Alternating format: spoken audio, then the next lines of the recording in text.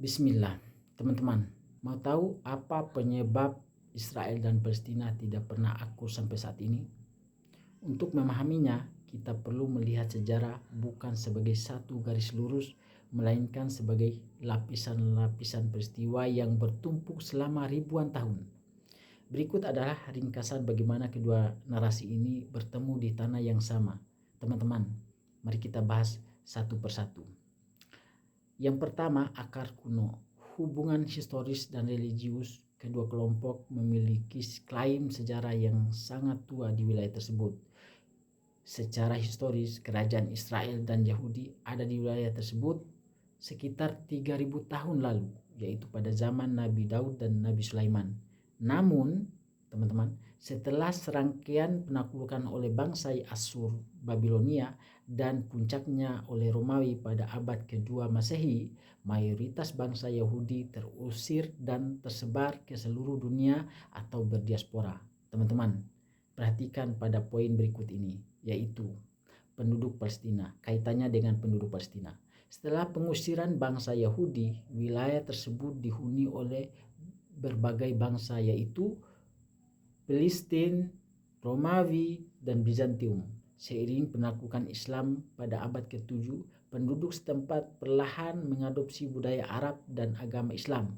Meski komunitas Kristen dan Yahudi kecil, namun tetap ada di sana secara kontinu.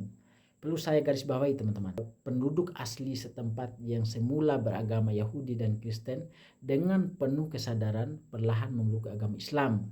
Jadi, penduduk Palestina yang beragama Islam dan beragama Kristen saat ini adalah dari rumpun yang sama, yaitu dari kaum Yahudi juga, atau lebih dikenal istilah Islamisasi dan Arabisasi. Teman-teman, di bagian yang kedua, munculnya gerakan Zionisme pada akhir abad ke-19. Pada tahun 1800-an terjadi peningkatan penganiayaan terhadap kaum Yahudi di Eropa, yaitu kasus pogrom. Apa itu pogrom? Pogrom adalah pembantaian dan pengusiran kaum Yahudi di Rusia. Pemerintah, Kekaisaran Rusia, dan warga lokal menuduh orang-orang Yahudilah biang atas kasus terbunuhnya Kaisar Tsar Alexander II. Nah, hal inilah yang memicu munculnya Zionisme, sebuah gerakan politik yang bertujuan mendirikan negara bagi bangsa Yahudi di tanah leluhur mereka, yaitu Palestina, di bawah kekuasaan Utsmania. Teman-teman, gelombang migrasi Yahudi atau aliyah mulai berdatangan dan membeli tanah dari tuan tanah lokal atau pemerintah Utsmania.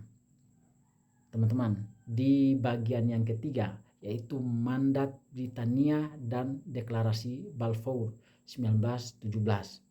Setelah Perang Dunia I, Inggris merebut Palestina dari Turki Utsmania. Inggris mengeluarkan Deklarasi Balfour, yaitu menyatakan dukungan pendirian rumah nasional bagi bangsa Yahudi di Palestina.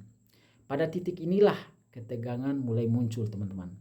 Penduduk Arab Palestina menilai hal ini sebagai penjajahan Eropa dan ancaman terhadap hak menentukan nasib sendiri di tanah yang sudah mereka tinggali selama berabad-abad. Dan yang keempat, teman-teman, pasca Holocaust dan pembentukan negara pada tahun 1947 sampai 1948. Peristiwa Holocaust di Perang Dunia II menciptakan simpati dunia internasional yang besar terhadap bangsa Yahudi. Teman-teman, saya perlu jelaskan sedikit tentang peristiwa Holocaust. Holocaust adalah peristiwa pembantaian etnis Yahudi oleh Nazi Jerman. Adolf Hitler sebagai pimpinan tinggi Nazi saat itu menaruh kebencian yang amat sangat pada etnis Yahudi, sehingga terjadinya pembunuhan massal dan sadis atas etnis Yahudi. Teman-teman, nah pada titik inilah terjadi migrasi besar-besaran penduduk Yahudi ke Palestina, sehingga lahirlah resolusi PBB 181 pada tahun 1947. PBB mengusulkan pembagian wilayah Palestina menjadi dua negara, satu untuk Yahudi dan satunya untuk Arab. Atas hal ini terjadi reaksi Dari pihak Yahudi menerima, namun dari pihak Arab menolak karena merasa pembagian tersebut tidak adil. Penduduk pendatang mendapatkan porsi tanah yang signifikan. Teman-teman, mulainya perang di Palestina pada tahun 1948. Begitu Inggris pergi, Israel memproklamirkan kemerdekaan.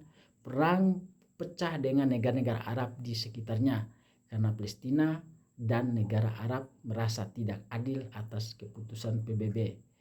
Israel menang dan menguasai lebih banyak wilayah dari yang direncanakan PBB. Sementara ratusan ribu warga Palestina mengungsi. Peristiwa inilah disebut Nakba atau bencana. Teman-teman, jadi siapa yang ada lebih dulu? Jawabannya tergantung pada seberapa jauh Anda menarik garis waktunya. Konflik ini menjadi sulit karena kedua belah pihak merasa memiliki hak moral, sejarah, dan hukum atas tanah yang sama. Teman-teman, demikian, semoga bermanfaat. Barakallahu fiik. Wassalamualaikum warahmatullahi wabarakatuh.